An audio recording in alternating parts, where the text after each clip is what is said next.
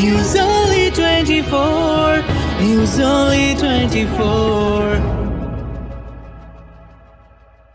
মাছে ভাতে বাঙালি, বাঙালির কাছে শ্রেষ্ঠ মাছ ইলিশ। সেই ইলিশের জন্য বছরভর অপেক্ষায় থাকেন খাদ্যপ্রিয় বাঙালি।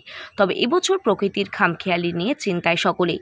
সামনেই জামাই ষষ্ঠী, জামাইদের পাতে কি পড়বে ইলিশ, তা নিয়ে চিন্তায় শ্বশুর শাশুড়ি থেকে মাছ বিক্রেতারা। চলতি বছর দেখা মিলছে প্রবল গ্রীষ্ম। এপ্রিল থেকেই তেতে উঠতে শুরু করে গোটা উত্তর ও মধ্য ভারত। শুকিয়ে যায় নদী নালা, মাইলের পর মাইল পাল্টে যায় রুক্ষ শুকনো প্রান্ত। শুকনো বায়ু উত্তপ্ত হয়ে উঠতে থাকে ওপরে।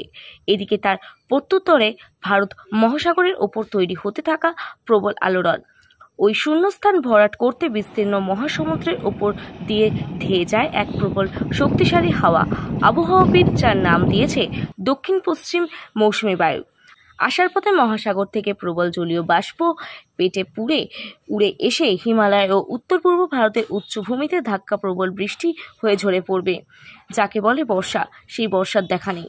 প্রতিনিয়ত বাড়ছে তাপমাত্রা, ফলে সমুদ্র হোক বা নদীতে ইলিশ কতটা মিলবে তা নিয়ে যেমন মৎস্যজীবীদের চিন্তায় রয়েছে, তেমনি চিন্তায় পড়ছে শ্বশুর শাশুড়ি থেকে মাছ বিক্রেতারা।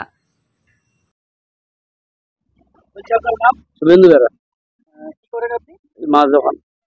বলছি সামনে জামাই ষষ্ঠী, সেই পরিমাণ ইলিশ কি এখন পাওয়া যাচ্ছে? এখন সেই পরিমাণ ইলিশ একবারে নেই। মানে ইলিশ এবছর জামাইয়ের পাতে পড়বে কিনা সন্দেহ। কেন নেই এখন পর্যন্ত? এমনি কাইন্ডলি এমনি তো আপনার ধরা বন্ধ, দিচ্ছে না সরকার থেকে। মানে যেহেতু বর্ষার মধ্যে এখন প্রজনন কাল, ধরা তো যাবেই না, এই কারণে বন্ধ, প্লাস গরম, প্রচন্ড গরম। তাহলে কি এবারে জামাইয়ের পাতে ইলিশ পড়বে বলে আমার মনে হয়। সম্ভবত না, তারপর দেখা যাক কি করে। আপনাদের তো বিক্রি তো করতে তো চাই, তো পেলে তো বিক্রি করবো।